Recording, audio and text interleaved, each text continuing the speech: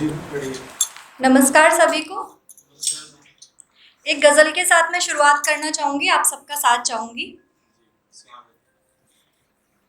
जो रस्मों रिवाजों में उलझे हुए हैं, ये मुश्किल सवालों में उलझे हुए हैं। जो रस्मों रिवाजों में उलझे हुए हैं, ये मुश्किल सवालों में उलझे हुए हैं। कि जुल्फों में जिनको उलझना था मेरी, कि जुल्फों में जिनको उलझना था मेरी, वो तो मैं के प्यालों में उलझे हुए हैं। कि वो तो मैं के प्यालों में उलझे हुए हैं। हमारा तो जन्मों का रिश्ता है उनसे, हमारा तो जन्मों का रिश्ता है उनसे, वो दिन और सालों में उलझे हुए हैं, वो दिन और सालों में उलझे हुए हैं। और हराना तो मुझको है आसान कितना, हराना तो मुझको है आसान कितना, ये चौसर की चालों में उलझे हुए हैं, ये चौसर की चालों में उलझे हुए हैं।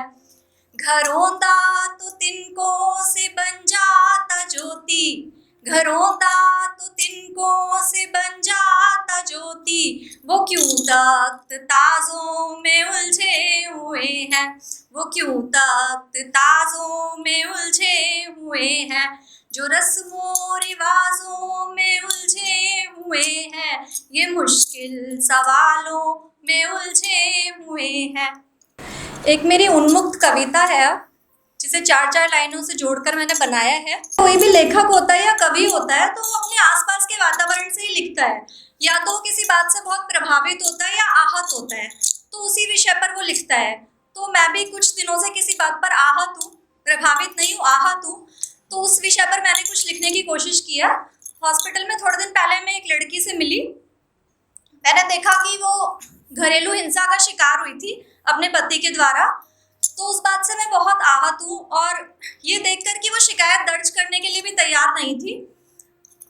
ज़्यादातर जब मैंने कारण पूछा तो उसने बताया कि घर टूटने के डर से, कई बार समाज के डर से। तो लड़कियां बाहर सुरक्षित नहीं है तो सब जानते हैं, लेकिन मैं आहत हूँ कि घर में भी सुरक्षित नहीं है। और उसके माता पिता ने कहा कि घर टूट जाएगा। तो मुझे ये समझ नहीं आया कि ये कैसा घर है जहाँ रोज़ थप्पड़ खा के घर को बचाना है। तो मुझे लगा कि इस चीज़ का विरोध करना चाहिए। तो ठीक है, उसको मैं नहीं समझा पाई, पर क्या पता मैं आगे समझा पाऊँ, इसलिए मैंने लिखा है। तो मेरा एक सवाल है उन लड़कियों से जो डरी हुई हैं। तो एक जो मेरी शुरू की लाइन है वो उस पे है कि सारे घर को संवार रही पर खुद ही बिखर कर बैठी हो, जहाँ वचनों का कोई मोल नहीं तुम मांग को भर कर बैठी हो। वो डरी नहीं अंग्रेजों से तुम घर में डर कर बैठी हो, तन मन पीड़ा से भरा हुआ तुम जिंदा मर कर बैठी हो।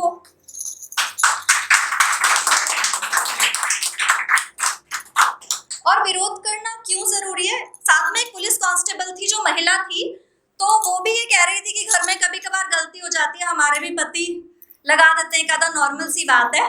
तो वो क्या सुरक्षा ये देंगे लड़कियों को, मतलब क्या मोटिवेट करेंगे? मुझे ऐसा लगता है कि क्यों जरूरी है, क्योंकि ये चीज कभी खत्म नहीं होगी। तो उसके ऊपर मैंने लिखा है कि आने वाली पीढ़ी भी तो इस दृश्य को फिर दोहराएगी, जिसने माँ को डरते देखा वो हिम्मत कहाँ से पाएगी। और नारी का सम्मान करो बेटे को कैसे बताएगी, जो खुद ही हार गई है वो किसको क्या सिखलाएगी। तो मेरी सलाह अब लड़कियों के लिए, वो माने या ना माने उनकी मर्जी है, कि जो समाज के डर से नहीं बोलते, दुनिया क्या ही सोचेगी तुम इस विचार में मत रहना, रोशन करना है जहां तुमको तुम अंधकार